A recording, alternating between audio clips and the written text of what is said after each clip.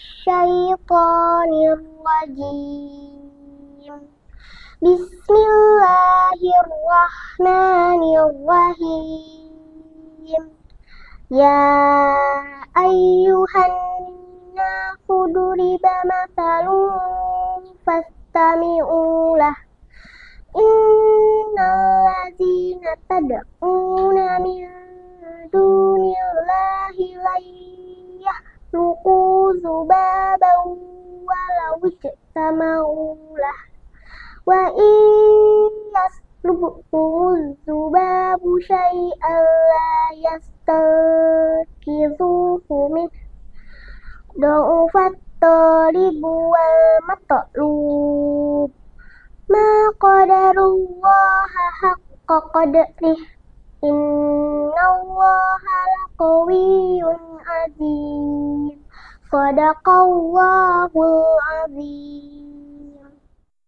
Bismillahirrahmanirrahim. Assalamualaikum warahmatullahi wabarakatuh. Alhamdulillahirabbil alamin. Nahmaduhu wa nasta'inuhu wa nastaghfiruh.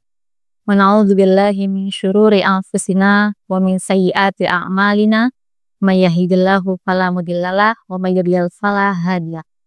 Asyhadu an la ilaha illallah wa asyhadu anna Muhammadan abduhu wa rasuluh wa diya ba'da.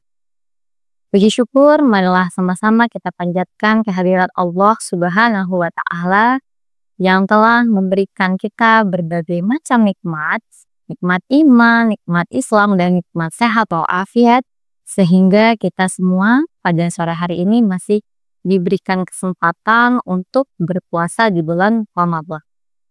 Salat teriring salam semoga senantiasa tercurah kepada junjungan kita semua, Nabi besar Muhammad SAW, yang semoga kita semua kelak mendapatkan syafaatnya di yaumil akhir nanti.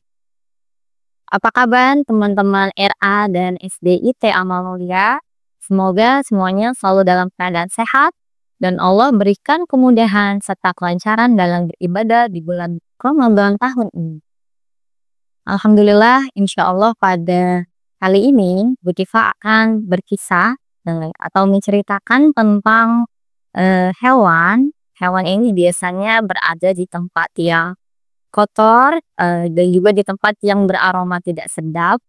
Tetapi tidak juga menutup kemungkinan hewan ini juga bisa saja berada di rumah yang bersih. Biasanya di dekat hidangan atau makanan yang sedang disajikan. Nah, perihal lalat ini, Allah menciptakan lalat dengan berbagai macam hal yang bisa kita pelajari.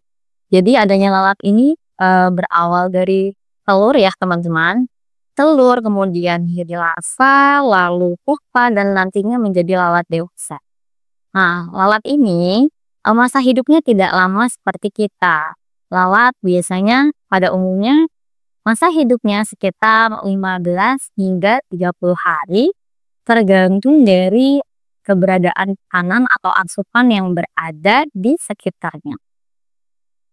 Meskipun lalat ini terkenal dengan hal yang kotor atau hal yang tidak baik, namun Allah Subhanahu wa taala mengisahkan ya atau menyebut hewan lalat ini di dalam Al-Qur'an pada surah Al-Hajj ayat 73 yang berbunyi A'udzu billahi minasyaitonir rajim. Ya. Suburiba matal fastamit innal tad'una unillahi la yakhluqu dhubaban walau ijtama'u wa yaslubuhum dhubabu syai'an yasanqidhu min dha'fal talib wal maqlub. Shadaqallahul azim, yang artinya, wahai manusia, telah dibuat suatu perumpamaan, maka dengarkanlah. Sesungguhnya segala yang kamu seru selain Allah tidak dapat menciptakan seekor lalat pun, walaupun mereka bersatu untuk menciptakannya. Dan jika lalat itu merampas atau mengambil sesuatu dari mereka, mereka tidak akan dapat merebutnya kembali dari lalat itu, dan sama lemahnya yang menyembah dan juga yang disembah. Jadi lalat ini meskipun kita melihatnya hewan tersebut kecil, namun ternyata memang Allah lah satu-satunya pencipta, tidak ada yang mampu menciptakan makhluk hidup selain daripada Allah. Meski lalat kecil, Tuhan-Tuhan yang disembah oleh orang-orang selain Muslim itu tidak akan mampu membuatnya. Ya, jadi memang Allah lah satu-satunya pencipta yang luar biasa. Nah, teman-teman yang dirahmati Allah, meskipun lalat ini tadi ya yang kita kenal merupakan hewan yang bisa menyebabkan penyakit, bisa menyebabkan sakit pada kita, ternyata memiliki kemampuan bergerak yang luar biasa. Jadi kemampuan ini sebenarnya pergerakan ini tidak mampu ditandingi oleh kapal perang terbesar dan tercanggih sekalipun. Dan tentunya hewan lalat ini memiliki sayap yang kecepatannya luar biasa. Jadi dalam waktu 1 detik, lalat ini mampu mengepakkan atau menggerakkan sayapnya sebanyak 200 hingga 400 kali kepakan. Masya Allah ya. Kita sendiri, andaikan kita mau mencoba dengan tangan kita dalam waktu 1 detik, sepertinya tidak akan mungkin ya teman-teman sanggup untuk mengikuti pergerakan dari kepakan sayap lalat. Oleh karena itu, kita tidak boleh menyepelekan apapun ciptaan Allah, karena di balik itu ada banyak hikmah atau pelajaran yang bisa kita pelajari.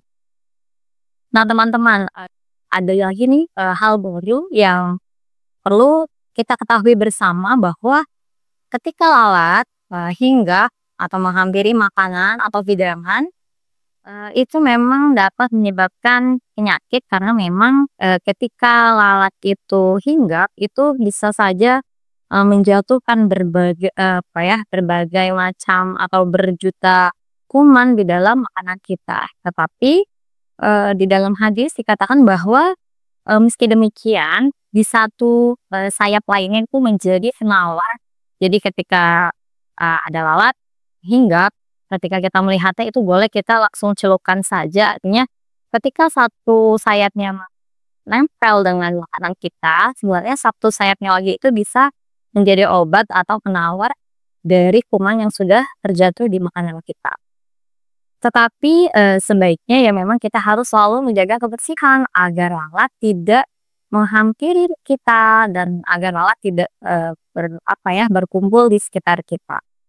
Oleh karena itu, dari hewan lalat yang kecil itu, kita bisa banyak belajar bahwa meskipun lalat kecil, namun lalat ini merupakan hewan yang cepat, hewan yang sangat gesit ya, mampu mengecoh orang atau siapapun yang ingin mengikutinya atau ingin menangkapnya. Oleh karena itu, kita juga harus menjadi anak yang hebat teman-teman, jadi anak yang rajin belajar, anak-anak yang solih dan solihah ya.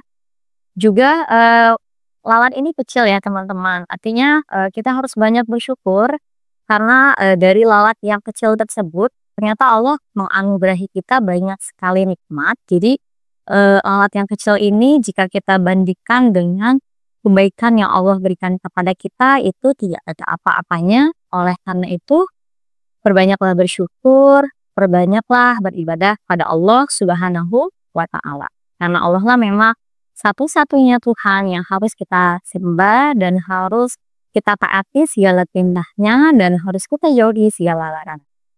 Mungkin cukup sekian, kurang dan lebihnya mohon maaf.